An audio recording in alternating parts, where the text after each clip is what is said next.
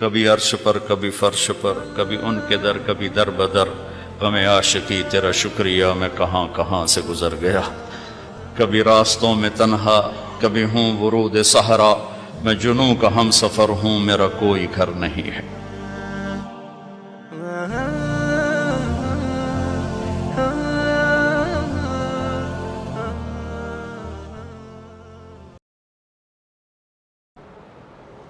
میں ابھی آ رہا تھا تو ایک ہمارے یہ ٹورزم کے چیئرمین ہیں، وہ گئے ہوئے تھے کوریا، ان کا فون آیا، میں نے فون کیا، آ گئے تھے، کہنے کہ میں یہاں آیا، لوگ بڑے انوسینٹ ہیں، اگر یہاں اسلام کی دعوت چلے۔ میں نے ایک کو دعوت دی کہ تم یہ دیکھ رہے ہو پہاڑ، یہ دریا، یہ درخت، یہ سبزہ، یہ سب کس نے بنایا؟ کہنے لگا کس نے بنایا؟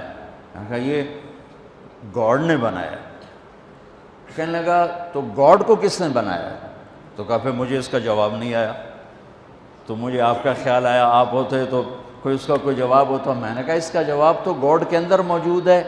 لفظ گاڈ اس ہستی پر بولا جاتا ہے جسے کسی نے نہ بنایا۔ لفظ کی وجہ یہ ہے، لفظ کے اندر یہ معنی ہے کہ وہ ہستی، وہ ذات جسے کسی نے نہ بنایا ہو، اسے گاڈ کہتے ہیں انگلش میں، اسے اللہ کہتے ہیں عربی میں، اسے خدا کہتے ہیں فارسی میں، اسے یزداں کہتے ہیں فارسی میں، اسے بھگوان کہتے ہیں ہندی میں۔ جسے کسی نے نہ بنایا ہو وہ اللہ ہے۔ باقی یہ جتنے الفاظ ہیں یہ اللہ کا پورا ترجمہ نہیں بنتے، اس لیے میں عام طور پہ اپنے بیانوں میں کہتا ہوں، ہمارے بر صغیر میں لفظ اللہ کے لیے خدا استعمال ہوتا، خدا خدا خدا خدا۔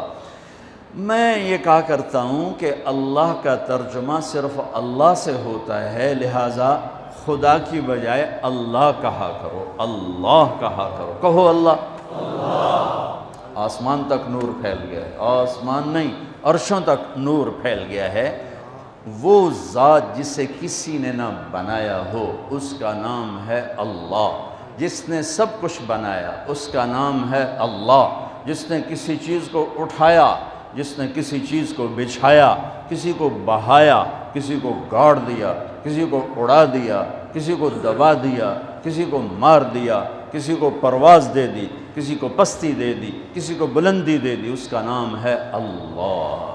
میرے عزیزو، ہمارے اوپر جناب رسول اللہ صلی اللہ علیہ وسلم کا سب سے بڑا احسان، ویسے تو ہم دو ہستیوں کے احسان نہ گن سکتے ہیں، نہ گنے جائیں گے، چاہے قیامت تک نہیں، یہ ریت کے ذروں کے برابر عمر لے لیں اور ہم ان دونوں ہستیوں کے احسان گننا چاہیں، نہیں، ناممکن ہے، ناممکن ہے، لیکن پہل کی جا سکتی، پہل۔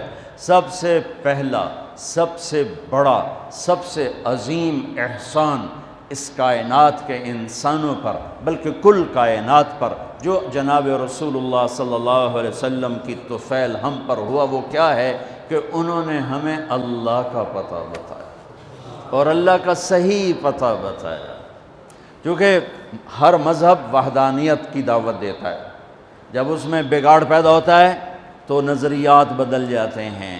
تو موسیٰ علیہ السلام نے لا الہ الا اللہ کی دعوت دی، لیکن یہود نے عزیر ابن اللہ، انہوں نے عزیر علیہ السلام کو اللہ کا بیٹا بنا دیا۔ عیسیٰ علیہ السلام نے لا الہ الا اللہ کی دعوت دی، لیکن قالت النصارى المسیح ابن اللہ، لیکن نصارہ نے کہا کہ عیسیٰ علیہ السلام اللہ کا بیٹا ہے۔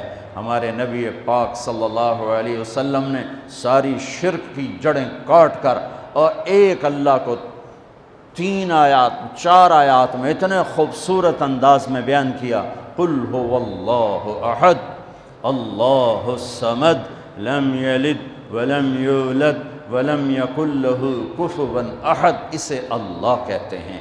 میرے حبیب نے بتائیے، یہ اس کے پیچھے کو واقعہ ہے۔ قریش آ کر کہنے لگے انصب لنا ربک، انصب لنا ربک، اپنے رب کا کوئی عطا پتہ بتاؤ، کوئی پیڑھی بتاؤ، کوئی نسب بتاؤ۔